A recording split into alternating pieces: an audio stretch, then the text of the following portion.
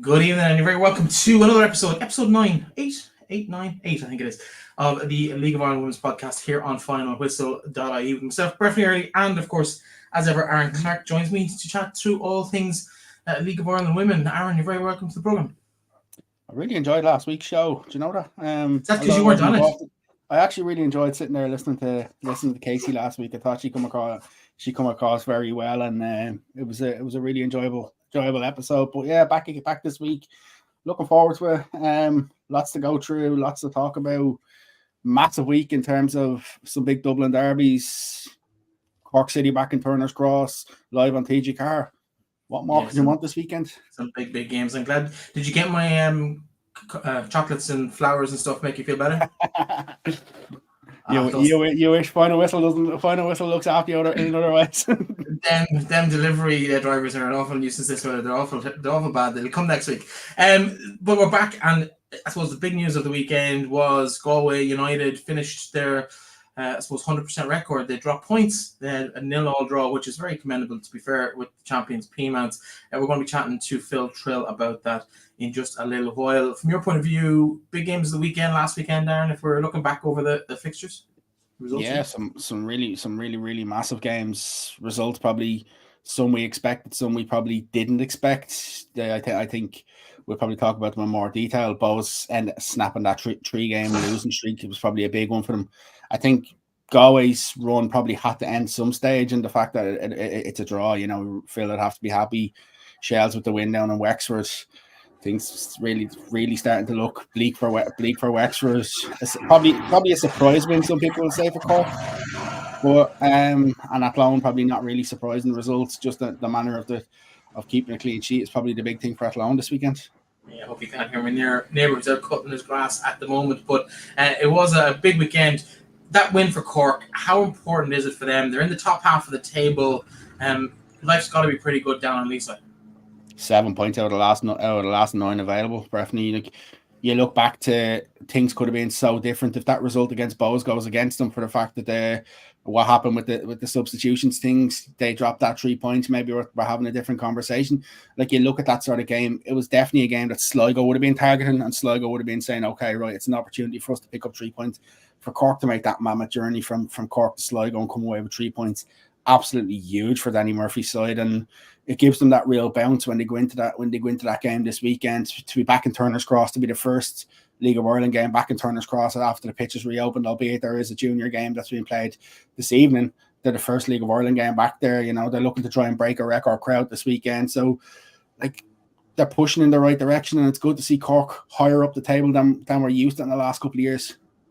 Yeah, so I was crying out for a Peamount victory against Galway last week. I'll explain why before Phil kills me in a minute, but I'm a numbers person, and on the league table, had Peamount won that game, it would have been down the right hand side of the league table. If you see it here, it would have been 1, 2, 3, 4, 5, 6, 7, 8, 9, 10 on the league table. It would have been fairly unique. It didn't quite happen. Unfortunately, Phil, his side took an 0-0 draw from that game. We might bring him into the conversation just to see his thoughts on the league so far. And obviously, Phil, you're very, very welcome back to the programme.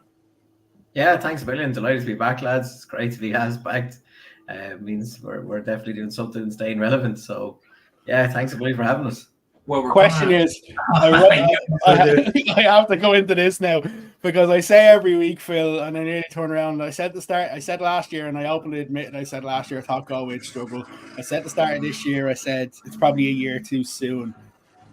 Do you read any of that sort of stuff, or do you look at any of that sort of stuff, from a manager viewpoint? Because we love eating humble pie on this show. There's no doubt about it. I think you're right. You're right. It's team talks. That's all.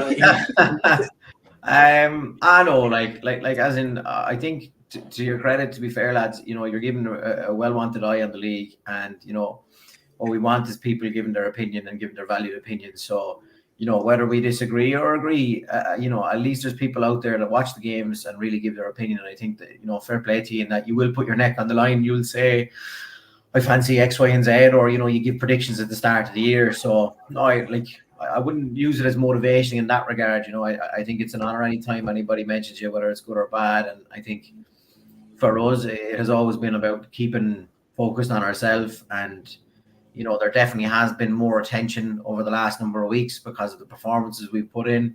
But now what's going to be really important is that we keep our insular mindset and just continue to just play away with what we're doing, because we haven't struggled as of yet, put it that way. I suppose there's a lot of talk about some of the players that have been featuring heavily for you. Jenna Slattery's been very impressive, scoring 5 goals in 5 games in the league so far. Julianne Russell, 3 goals for her. She's back. She must be a huge addition to a club. But also there's some youngsters coming through the team. Underage internationals breaking in, getting some opportunities. Emma Duffy's one name that springs to mind, but there are plenty more.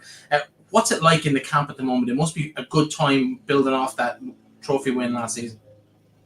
Look, it's great. It's great. And I think, you reference the trophy win. I think that just brought a new sense of belief to players in the group. And I mentioned before about how important it was for Lindsay to lift that first trophy.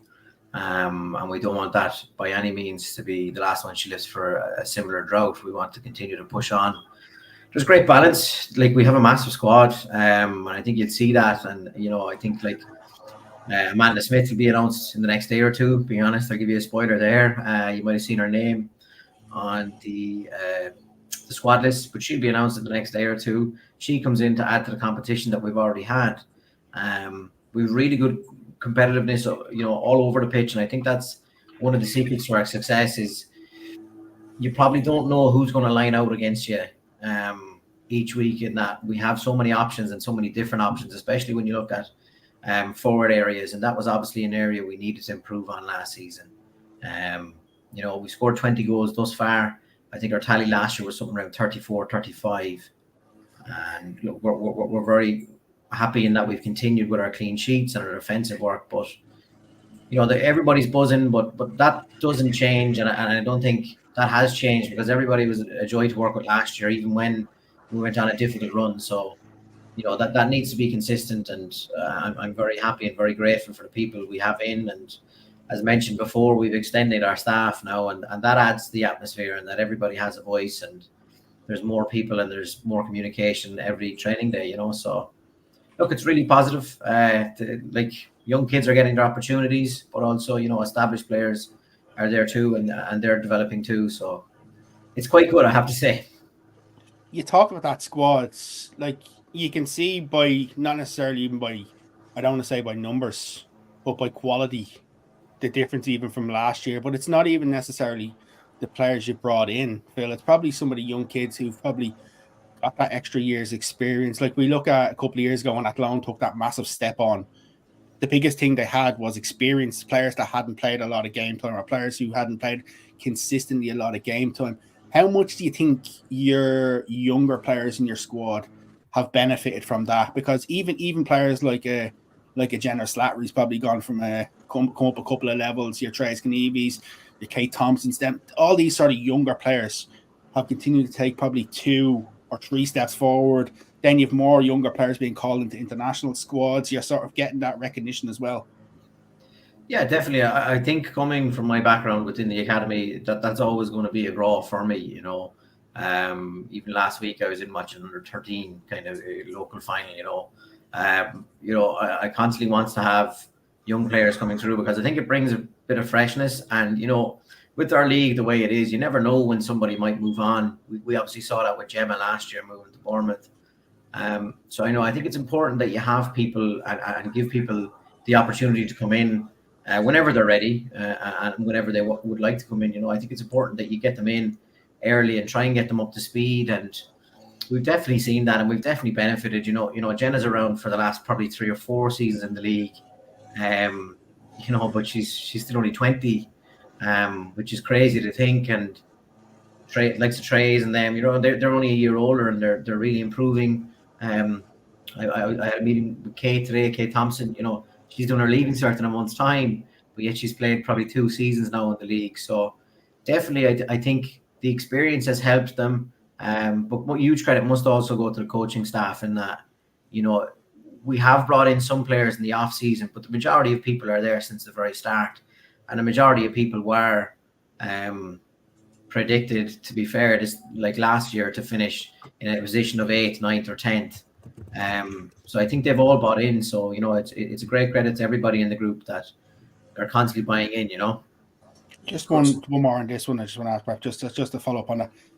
How do you strike that balance then as a manager to give your coaches the sort of say, or your coaches the sort of voice, to make it that, you know, with that everybody getting that collective buy-in? Because at the end of the day, no matter what, results, book stops at you. So, you know, everything stops at you at the end of the day. How do you have that sort of confidence and that sort of trust to sort of give the other, to delegate in a little bit, to allow others to sort of help and to sort of bring them players to that next level? Yeah, it's great. It's a great question, Aaron. I think it's kind of, for me, it's always been about, you know, understanding where my knowledge and skill set and also where my boundaries lie. And, you know, the constant thing I'm trying to do is find out where my blind spots are and where they're developing. And I think getting people in that really believed in the ladies and believed in the vision in terms of growth, where we would like this to end up, or we'd like to get it to before we step off the train. I think there are kind of key conversations that we've had over the last 2-3 years when we were building, I suppose, from the ashes, really, on his team. So, you know, as a good friend of mine once said, you know, you get the plumber over and you let them fix the house. You know, you let them fix and do their work. You don't stand over them all day and ask them, why are you doing that, or what are you doing? You know, and that's really where I draw the boundary with my staff.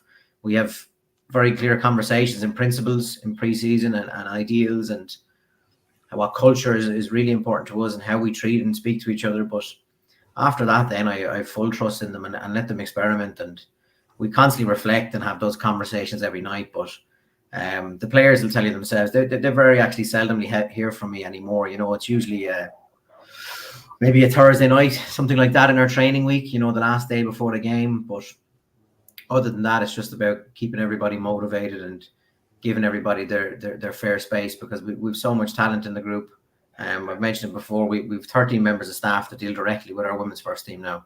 And that's the model we've kind of gone down, you know, rather than the whole professional, semi-professional contracts. We've rather built an infrastructure that we hope will continue to develop the ladies within the group. So, yeah, a lot of it's to do with trust, Aaron.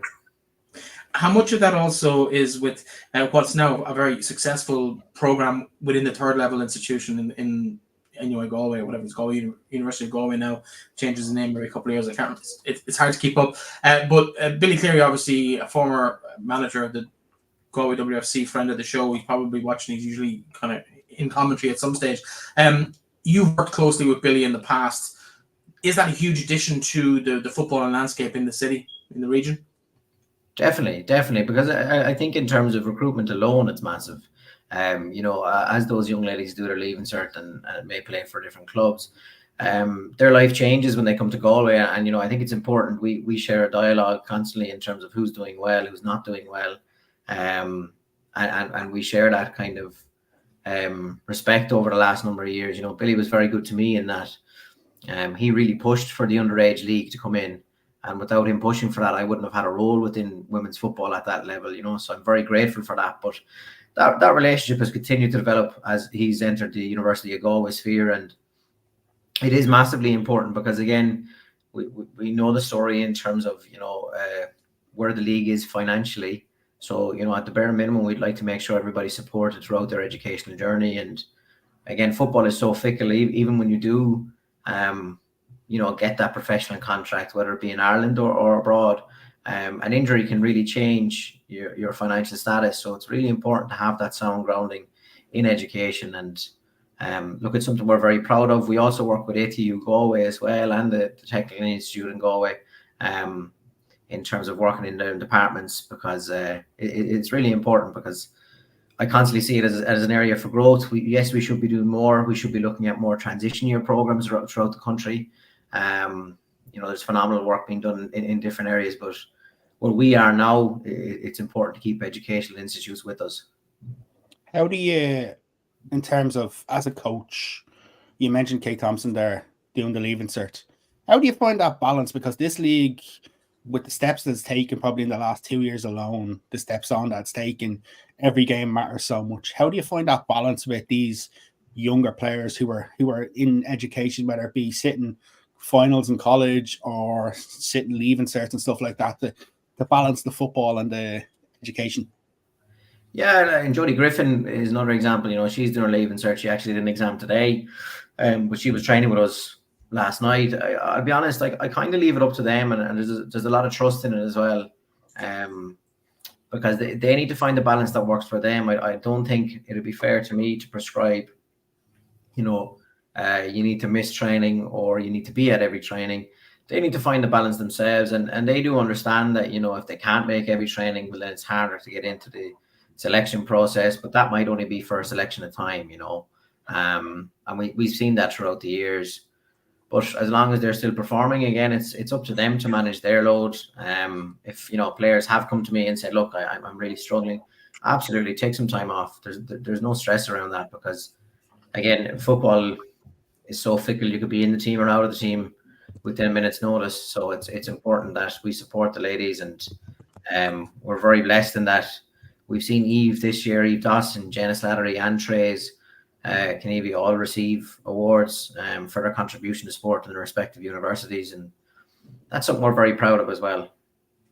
In terms, I suppose, of outside influences within the club, we've seen a lot of kind of North American players coming in, Canadians, Americans. You have your little crew with that as well. Like Jamie Erickson's been there for a few seasons, Jessica Berlin, Isabella Belichick have all been in for the last few seasons. A few other North American, I suppose, collegiate experiences coming back. It's probably the signing of Maria O'Sullivan. She's only kind of played a few games for you so far this year, but having a player like that on the bench who would probably make most of the teams in the league, that's a huge addition to have that strength and depth, not just in goals, but across the whole squad. Yeah, it's massive, Brittany. And I think it's, again, we kind of get away from the concept of, you know, and players can find it difficult in that, you know, we want to play. We kind of just focus on making ourselves better and really buy into that. And, you know, I really believe I have the best goalkeeping department in the league. The stats are there in terms of clean sheets that prove that.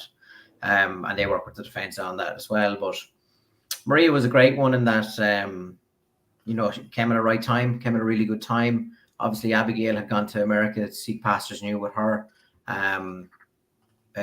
collegiate experience. So, yeah, she was really good to come in. She's done really well. We've also gained in Kaylee Hammer as well, who's yet to appear, but again, really good collegiate background. You know, I think it's important to have that mix. I definitely don't think the gap is as big as it previously was, let's say 4 or 5 years ago. I think our league has done more now to improve aspects that are kind of commonplace within collegiate soccer in America, you know, strength and conditioning, nutrition, psychology. But I definitely think it's important that we have that other tinge, because, you know, you're looking to create a microcosm that's somewhat reflective of society with different views, different beliefs, and different areas, and again, different solutions for us as staff, because, you know, tactically we might need a different solution in a game if we feel a team is sitting high, low, medium, you know, if we might need a different personnel in different area. And that's, I think, the key to where we are now. Again, it's very, very early days, but I do think there's a lot more options now, and it's no slight to anybody last year, but there's a lot more options now and a lot more diversity in that we have, as you said there, people that can play any position really, and you know, any week as well. In terms of this season, what do you think has been the biggest difference? Because there's probably been some games where, like you look at last year, where probably you're in games and you don't get results, or you don't get something from, where this year you're getting results from games and you're putting in a lot more clinical performances at times. Like you look at the first half against Bows, for me, was just breathtaking. Game's dead and buried after that, and then four goals go in. What do you think is the biggest difference on the field to how performances are from last year to this year? Oh, difficult to place a finger on one difference, but I definitely think we're fitter than where we were this time last year. We're training more often, and we're training at a higher intensity. And again, that comes from having better facilities, better coaches, in that we've more coaches, you know. We've more analysis, you know. One of our coaches emigrated, great friend of mine, Gabriel, with Brittany, you would have met years ago as well. He now does our video analysis. So that's kind of all done off site, which releases stress from the coaches so they can just coach, you know. And and we've stuff like sports psychologist looks after all that. So I suppose it's kind of been, developing an infrastructure that we can be really specific with who we need to be, and we can maximize that potential in terms of time. And everybody's brought in. I have to say the players have been excellent. We've kind of gone with additional training time. Monday is a long evening, Tuesday is a long evening, Thursday is a long evening. The training sessions themselves now, we're probably about 2.5 hours on the pitch on a Tuesday. In the grass, like we're probably an hour and a half on a Monday, and then an hour in the gym. Wednesday, a gym session. Thursday, then we're on the pitch and in the analysis room. So it's probably a 3-hour session. So we've actually asked for more commitment from the ladies, and that's probably the big thing, Aaron and Breffney, in that like they're seeing the development now. You mentioned earlier that the kind of the infrastructure, the structure off the pitches has been changed and professionalized as much as you can within the budgets and limitations you have. Mm-hmm. Has that been at the expense of a player's expenses budget or a player's wages budget that we might see in other clubs or other leagues around clubs around the country, but leagues around the world as well? I'm not sure. Again, I wouldn't be privy to other player budgets. You hear figures, and that's a tale as long as your arm in terms of where it actually stops. But it was definitely a thing that we decided, well, why can't we make this infrastructure right, and then we can take that step further down the line in terms of professional contracts. And that's something we definitely want to grow to as a club. But we want to do it, as I said from last year, in a sustainable manner. And that means getting people in the gate, and that means getting people to support us. Our average attendance, well, there's only been 2 games. Our average attendance this year is 500. In comparison to last year was about two-ish, So that they're kind of the steps that we're looking at in terms of a club model. And again, we're trying to improve the people in the group. So, why not get more people in, specialists in their area, to help them develop? It's interesting you just said that, because I actually had something on my list of notes. Because you talk about attendances, free entry this weekend. You're also doing a partnership. You're also doing a bit of a partnership as well with with the National Breast Cancer Research Institute as well. How important is it when a club decides, to open their gates for free and let fans in to try and get people in the gate, that, like you see the work that Galway've done in the last week or two to push this game? How important is things like that, and that, you get the response to these sort of initiatives? Because I think realistically, if you were to get an extra couple of hundred in, even if you keep, say, 20-30% of them coming back again, that grows your attendance when people are paying in the gate the next time. Yeah, definitely. Like, I think it's important that we have that exposure, and obviously this week, and it's kind of come at a really good culminative time, in that we've obviously had the exposure over the last month with the documentary. We've had a good start in the league, and now we look to be having good weather and good opposition coming on Saturday. So, with that exposure, we'd be hoping for an increase in terms of breaking that club record of attendance. It's massively important. And again, it's massively important to get the people in the gate, because I'm a big believer, as I've said before, once you get in the gate, and I think you see the standard and the level of ability in there, Galway United fans are Galway United fans, and that's it. There's football fans and football fans. So I think that division that previously has been in terms of men's versus women, I think we're going to see that dissipate. We have seen it dissipate very, very slowly now over the last year, and long may it continue, and hopefully we can get more and more of these people back on Saturday. Yeah, it's a big challenge. I think from my point of view, looking in, I think the most important thing, Aaron, kind of jumping on the question you just asked, is you need to build the capacity first. So the 2 figures that any club trying to grow an audience should be looking at is how many of your seats are full, what percentage of your seats are full, and B, how much is the average price. And it's about building both of them up in that order. Fill the place as much as you can, and then try and get as much per seat per possible. So kids' prices, adults' prices, concessions, whatever it might be. But that's the thing, is build the atmosphere, build the crowd, for me anyway, at least looking in. Phil, you're top of the league at the moment.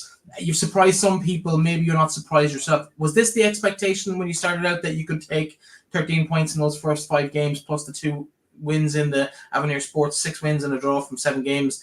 Is that superseded your expectations, or about where you thought you might be? Look, I have very high belief in the group, being really honest. And I think, look, we are where we are.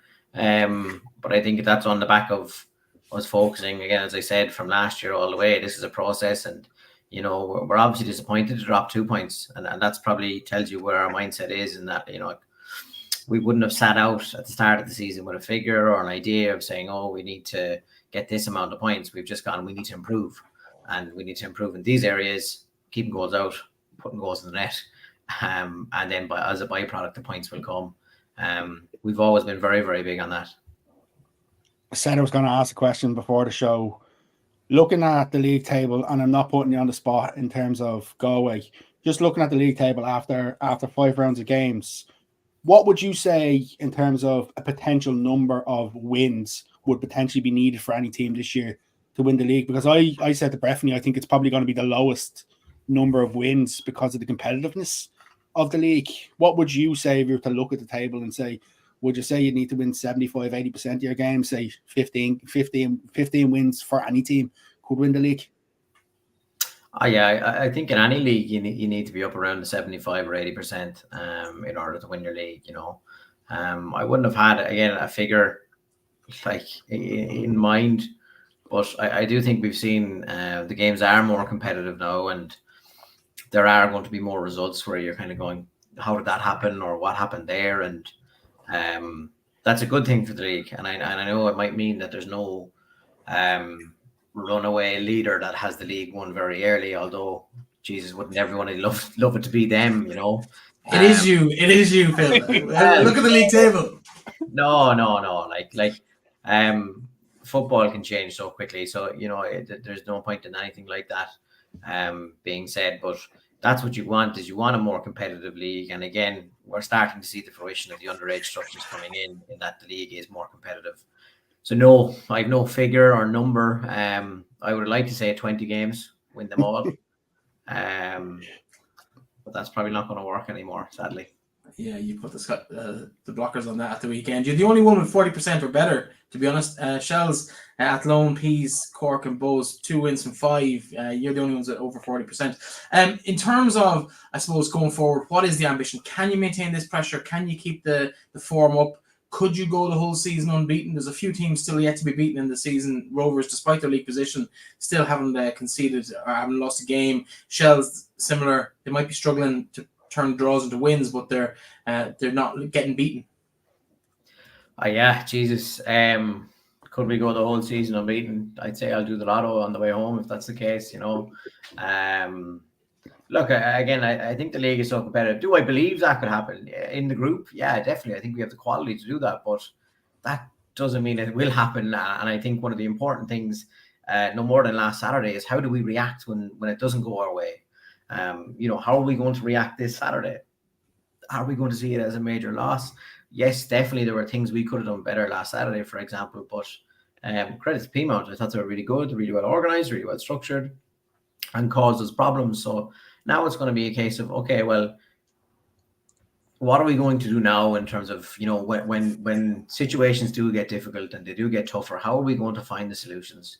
And if you can do that, and if you can do that quicker than your opposition, and more often than not, then you end up on a positive result, On the back of that, dropping your first points of the season, who controls the team talk? Who controls the narrative to push that on?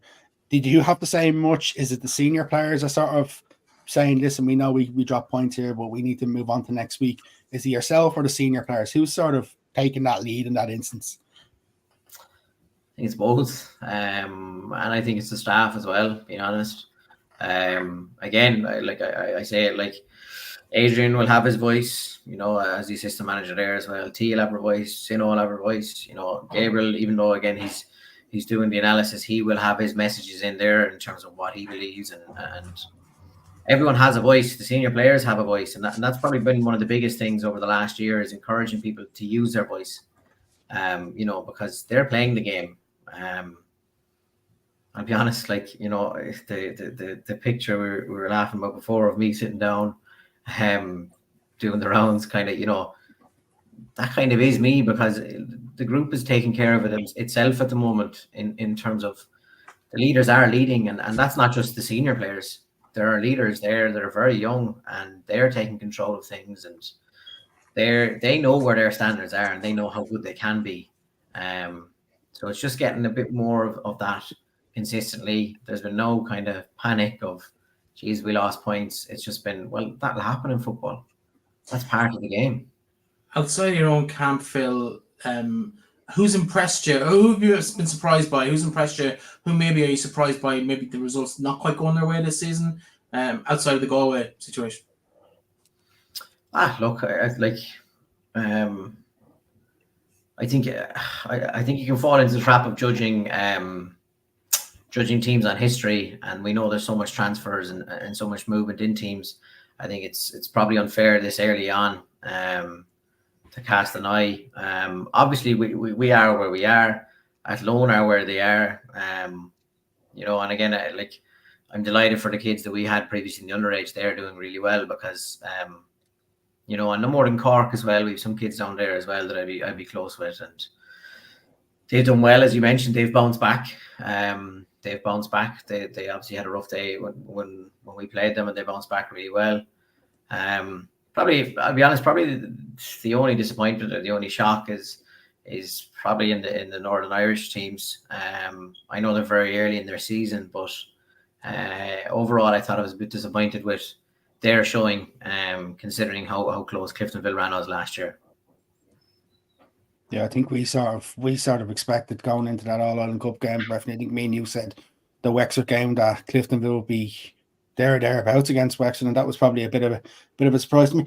Phil, is it nice? And this is something that you probably haven't thought about, because for years we've been listening to things like Shell's academies, where players are coming from Shell's, going to different Dublin clubs, being spread out. But is it nice now to see that some of the young players from Galway who maybe didn't make the step up at Galway, but have had some success at Galway underage? How nice is it to actually see them in different clubs playing well and sort of flourishing, and knowing that, some of these players I would have coached underage, I would have had, an involvement with, seeing them actually playing National League? Yeah, look, there's a great sense of pride, and I think, when I do reflect on my time in the underage setup, I'm very proud of being able to be involved and share part of their journey. And there are people going along and playing in different areas, and Sligo as well. Of course, we've Kelsey Monroe up there as well. I'm delighted to see her back in the league. If you remember rightly, she might have started out Sligo in the first place. You robbed her in the first place. We won't get into the technicalities of it.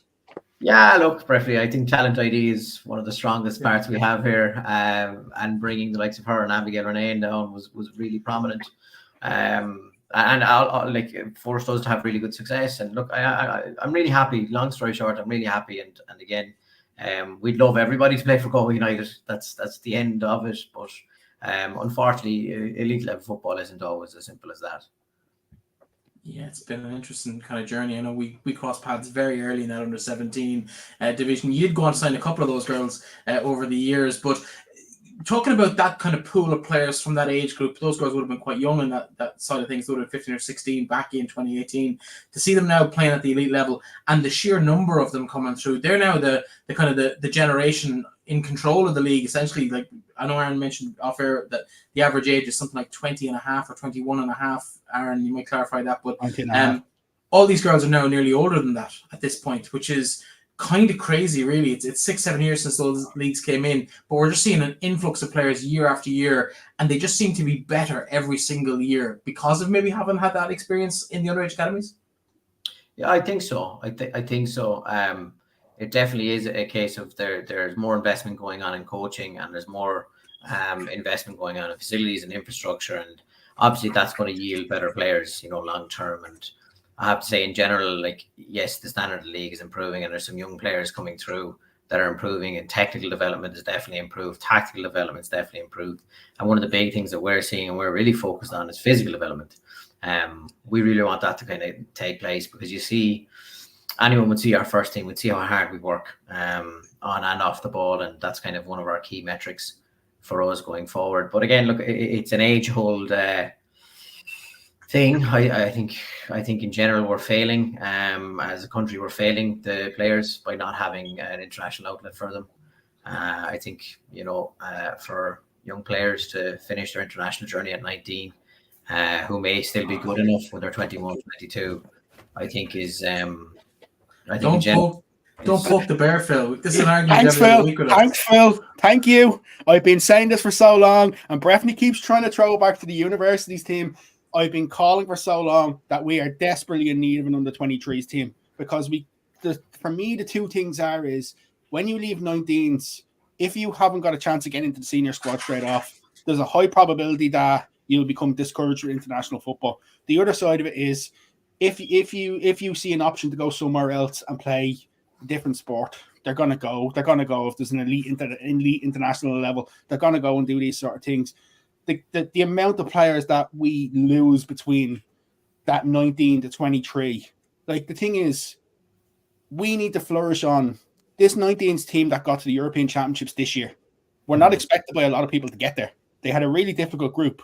They went over and they done superb to qualify for the European Championships. They got a horrible draw, but them players, if they're all not ready to go to senior level next, we need to have something to keep them going, to keep that gap between National League and international football. Because the problem is people are talking about players coming from abroad to play for Ireland and stuff like that.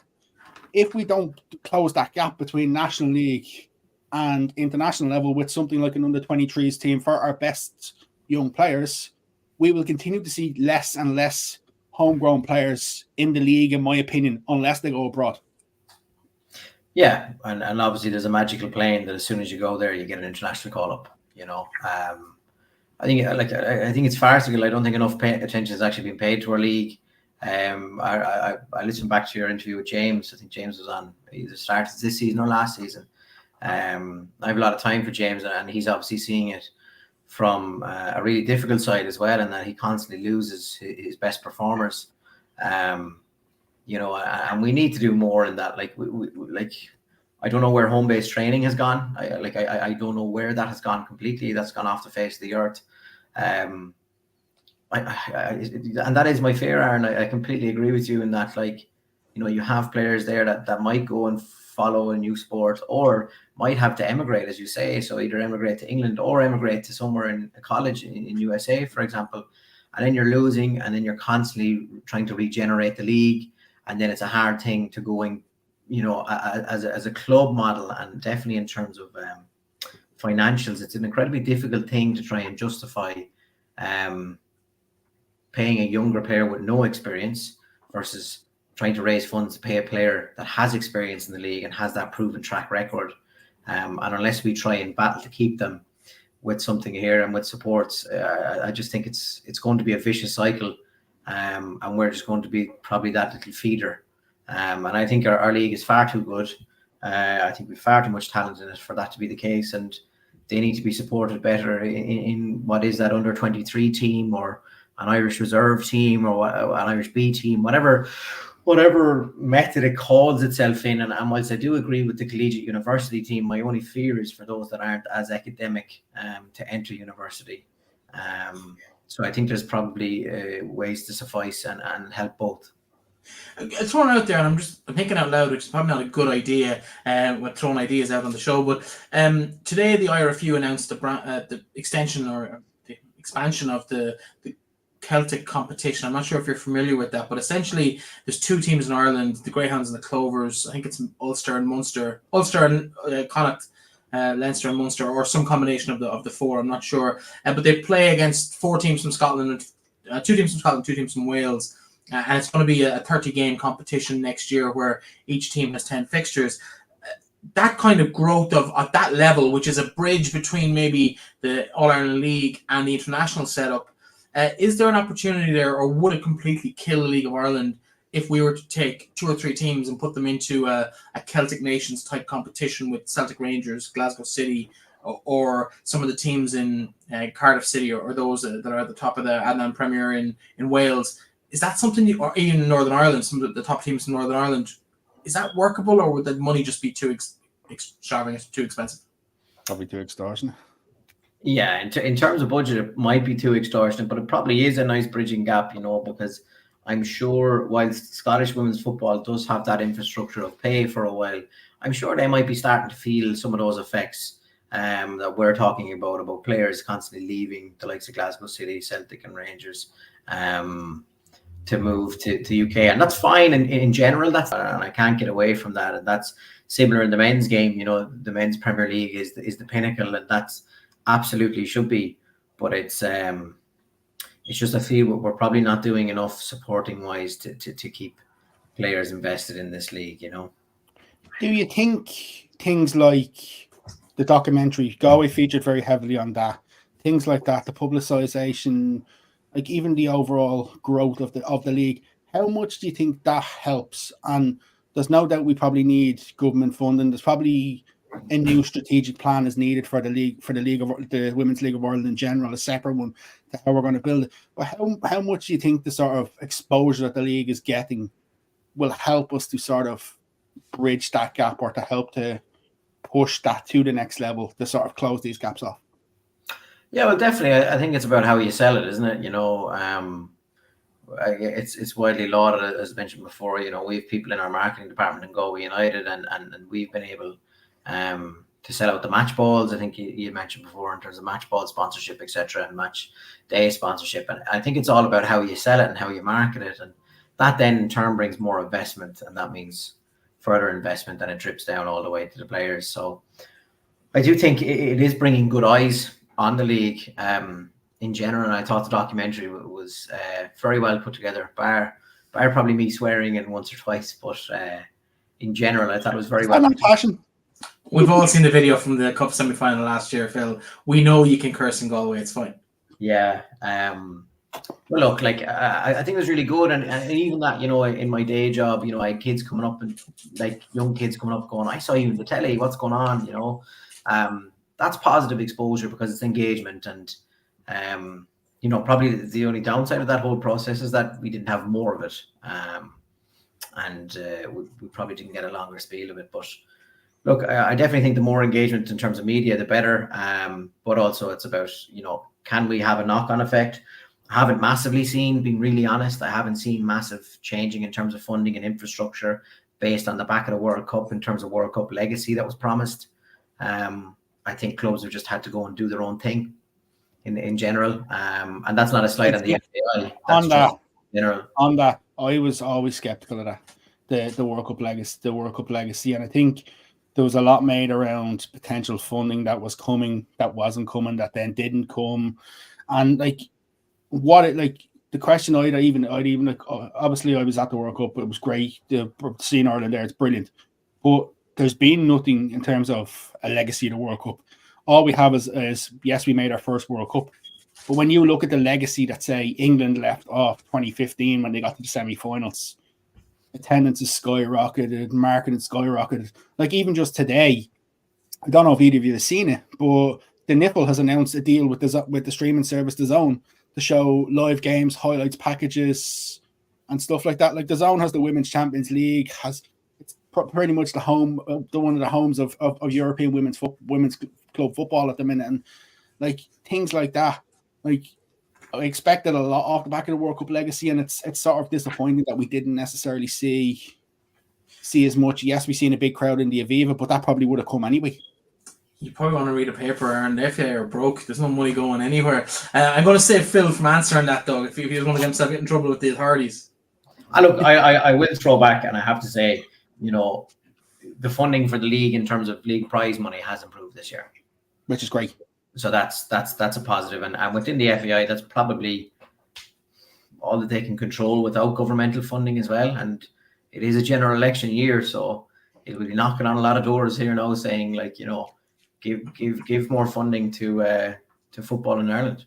Absolutely. Before I let you go, Phil, big game this weekend. You may or may not be aware. You mentioned Gemma McGuinness going to Bournemouth over the last close season. She now looks into a big opportunity for her side. They have a big game at the weekend. I think it's against Exeter to win the fourth tier and get promoted.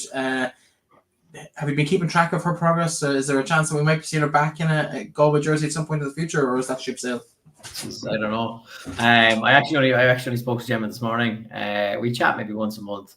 Like an amazing person. Like, my God, what an amazing person. And you talk about leaders. She just led by example every day when she was here. So we have a great relationship. We keep chatting back and forth once a month. I actually only texted her today to ask her was her game being streamed, and I think Bournemouth are putting it out on their streams, on their socials. So that'll definitely be Sunday's viewing for us. Myself and some of the other staff will definitely watch, and I'm sure the ladies will watch as well, because again, a great person. The ladies miss her massively, but we're incredibly proud of what she's been able to achieve thus far.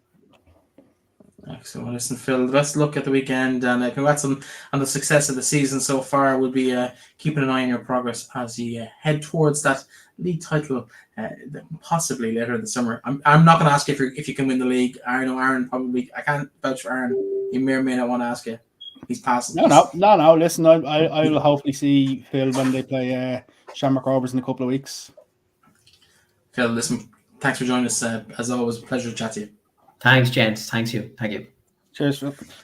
Phil, I'm going to say something. Yeah. I 100% agree with the FAI cannot afford to put any more money into this league at the minute. Yeah.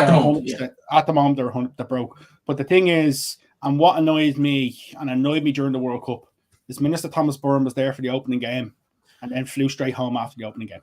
Yeah. Literally, it's there. It's a photograph. Oh, we promised this money into this and this and this. No, you promised money into women's football. That's going to trickle down. The League of Ireland is getting barely any of that. Like, realistically, the only way the League of Ireland grows is with government funding, is with support. It's not even just the women's version. The men's version doesn't grow without that support either. And like when you read the reports last week and the talk about academies and full-time staff and academies and stuff like that, like the women are just so far behind. And how are we ever going to close that gap to the other countries abroad? We're going to struggle to close that. I do agree with you. However, if he had stayed for 4 or 5 days to get in 2 games, he probably would have got hammered for that as well. So I think sometimes with politicians, you can't win, but do let them know when they knock on your door in the next 6 weeks what your thoughts are on all of that.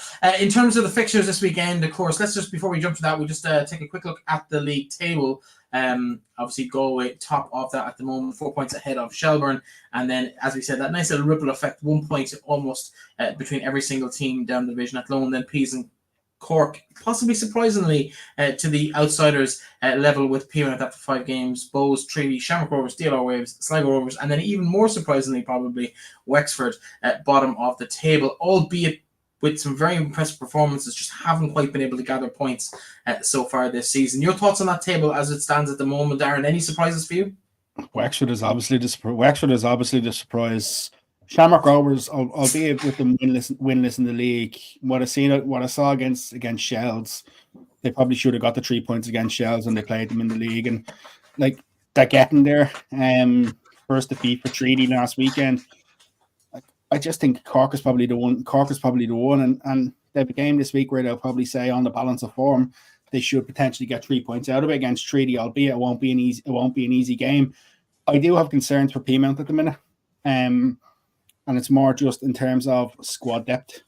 Like you look at the squad depth, the players that they've been using in the last number of weeks, it's been the same sort of players. Kira Marr come out with the squad last week. I think she picked up a knock. Like they're down to the bare bones. If they pick up another couple of injuries, it's really, really in a bad position for them at the minute. And like you showed it on the podcast 2 weeks ago where the underage structures and Peamount are struggling with in terms of getting results in the academies, and you'd have to fear that next crop is probably not as good as what the crop that have gone just before them are. And as Phil said, like how if you're James O'Callaghan, how do you recover from constantly losing your best players? Like I know Carla McManus is probably a little bit away. I think she's probably could be a month or 2 months away from returning from her injury. Like Chloe Maloney still hasn't played a game this season. You're just looking at players are nearly walking wounded in Peamount, and that's a bit of a concern for me at the minute, and especially with such a big game this weekend. Yeah, I spotted, actually, we could cover obviously multiple sports on this platform, but in the ladies Gaelic football championship a couple of weeks ago for Kildare, Erica Byrne was on the bench, an unused substitute. Burke, was on the bench. We believe it's the same player. We're not 100% sure. James wasn't quite committal. I did ask him, and he came back to say it could be the same girl, but he didn't say yes or no. But I think we're fairly certain it's the same player. That would tell me that it is. Yeah, but also, I don't think she's really she hasn't appeared for Peamount since she come off against Shelbourne. when she picked up the knock against Shells when she went down. She hasn't appeared since then, and that's quite a while. We're now the first week in May.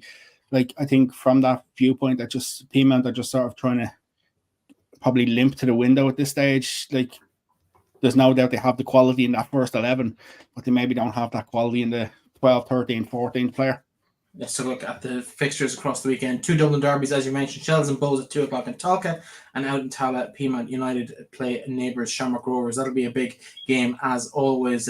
We'll see both sides, I think, challenge in that game. Galway United, as we heard, host DLR Waves at 5 p.m. in Eamon DC Park. Do get down to that if you're watching from the west. While Sligo make a long journey down to Ferry Carrick Park, the 2 bottom sides in the league, looking to get their first wins of the season, while Cork City and Treaty, a mid-table clash for once between those sides. And I think it's really positive when we see those gaps closing that we've talked about so often on the show, Aaron, to see those 2 sides who have been strugglers, probably 2 of the bottom 3 teams in the league in recent seasons, facing each other equidistant from the top as the bottom of the table. Also live on TG Car as well. It's the first time Cork are going to be shown live on TG Car. I have a little bit of concern about Treaty at the minute, and that's just if you look at the. I'm looking. I have the stats from Final Whistle up on my screen here, and you look at their bench from last weekend. They didn't even. They struggled to fill. They'd only 5 substitutes on the bench last week. You know, they're down a couple of bodies at the minute. It's probably a little bit of a difficult time with some players out injured at this stage, and it's probably an ideal opportunity for Cork to get them when they're going to get them, for the fact that there'll be a bit of a buzz. Like, the club are trying to sort of set a new attendance record this weekend in Turner's Cross with the game live on TG Car.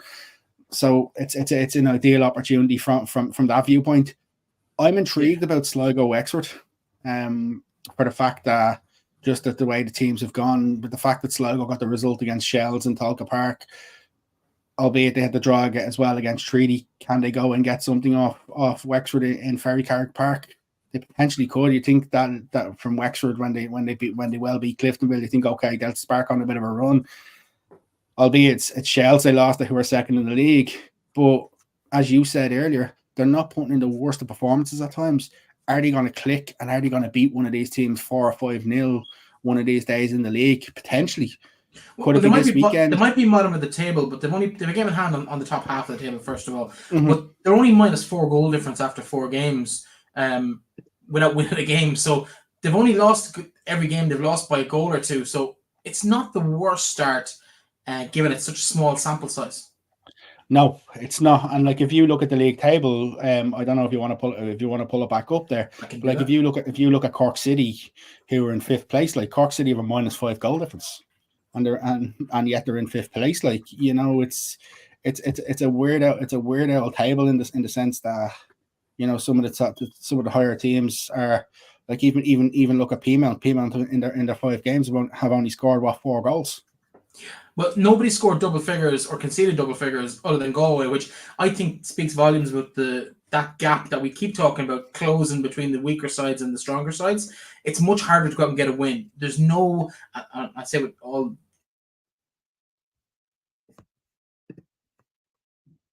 is Treaty, where they were getting beaten by 7 or 8 goals last season or the year before, maybe not last season, but the season before, and for 2 or 3 years. Those games don't exist in the calendar anymore. There was 8 goals last weekend. Yeah. Over 5 games. And the weekend before that, in the previous set of league fixtures before that, it was low as well. There was only 8 goals over 5 games. Like, yeah, that is unheard of. And, well, to be fair, with Athlone, it could have been about 8 in that game. They missed so many chances despite winning 3-0. Between phenomenal saves from Ep8 in goal, but also I think there was a couple of bad misses. And Peamount themselves had a couple of chances that they'll regret. I think that might have been the week before, actually, thinking of games. I think Avril Brearley should have had a hat-trick and managed to get one up in Lisburn. But anyway, that's neither here nor there. Predictions for next weekend's games. If you had to put your neck on the line, we'll start with Galway, seeing as we had Phil on the show. Your thoughts on that game? I think Galway will probably win comfortably. They'll get back to winning ways. Probably win 2 or 3 now, I'd say, in that one. Cork Treaty, live TV game.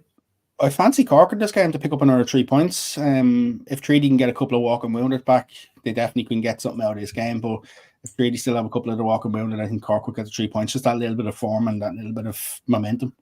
2 Dublin derbies. Start with Shells Bulls. Northside derby. Shells. I think Boas just snapping that 3-game losing streak will be good for them, but I just think it could be a step too far against Shells. And then Rovers and Peamount. I actually make Rovers favourites, and you probably think I'm mad here, and I'll tell you why. I just think just due to the fact that Peamount are extremely limited on bodies. Because Peamount will be reliant on that starting 11. If that starting 11 have a 7, 8 out of 10 game, they win the game. But if they're any way off, I think Rovers, just with the extra players that they can bring off the bench, could be the difference. I'm not sure who's giving you more diplomatic answers. You or Phil earlier. You both must be looking for election in June. But I know I did say Rovers will win. Rovers will win the game. Okay, and then the final one, the long distance journey in a weekend full of local derbies. Sligo Rovers going the whole way to Wexford. That's a hell of a journey. But will they come back with anything from that game in FAI Park? I think they might come. I'm gonna be diplomatic here. They'll either come back with a point or they'll lose the game 4-0. Wow. Okay, so that's fairly. It's going to be either tight and they'll edge a point, or else they'll be beaten. Wexford will just click. It's going to be one of the two. If it was to say, I'd say they'll probably come away with the point. Okay, well, that's the predictions for the weekend. Yourself, before we wrap up, you didn't get to see any games last week because you were off somewhere. Where were you at the weekend? Tell us. Yeah, I was in Stamford Bridge. I went to watch Chelsea and Barcelona in the Women's Champions League. Sister's a massive Barcelona and a massive Chelsea fan, so it was one of them that couldn't really pass up. It was an amazing experience. Almost sold out Stamford Bridge. They had to sold out signs up, but there was some empty seats in the sort of premium-y seats. But what an atmosphere! What an occasion! The next thing on my bucket list is probably to get to a Champions League final. It's the only thing I haven't done yet at this stage. It's great to see women's football flourishing, women's football being so front and center. You know, you're seeing all the kids, the families out supporting, and you know, you dream of seeing a cup final in Ireland, or even a big game in Ireland where maybe where you've got a club game that's either got the sold out signs or up or them sort of things. I think we're a couple of years away, but I think we will get there. I think we'll get that sort of bounce. But listen, it's great to see women's football thriving at the minute. Big month ahead. Obviously, Ireland got a couple of big games at the end of the month, and Katie McCabe has that trip to Australia with Arsenal, which I don't think anybody's really too pleased about the week before the Sweden game. Yeah, and that England game, of course, which I booked my tickets for during the week. I actually need to pull you up on something there about that England game. Go on. So, go on. I don't know if you've looked at the league fixtures. There's league fixture schedule for that weekend. I hadn't looked, but let's be honest, has that affected the squad in the last few weeks? It's an actual international window. So I was surprised to see League of Ireland fixtures actually being scheduled because it's an international window on that weekend. Be interesting to see if the FAI will move them, because there's a full round of games scheduled for that Saturday the 13th. But listen, it might be a sneaky opportunity. It might be a sneaky opportunity to move games to midweek without saying, "Oh, we planned it." Is the possibility on that side? Go on. You want to finish up there? If anybody's looking, Sweden tickets have actually gone on sale in the last gone on sale today for anybody who's looking to get tickets for Sweden away. They're on the FAI's Ireland football socials, and I suspect the England tickets for them who've been hounding me out of asking me through socials about England tickets, I suspect they will probably drop after the international window, but season ticket holders will get first refusal. Yeah, as a lifelong Canaries fan, the chance to go watch Ireland play in Norwich was just a little bit too good to Are you going to wear a half and half jersey? Oh, I don't know about that. It mightn't work. I could be struggling. There mightn't be much of a call for Ireland and Norwich half and half jerseys. I might be struggling. But listen, Aaron, thanks for everything. To Phil Trill, who joined us earlier in the show, of course, boss of the league leaders, Galway United, there in action against DLR Waves at 5 p.m. on Saturday afternoon in MDC Park. Get down to a game wherever you are over the weekend, and we'll be back with you again next week. Talk to you then.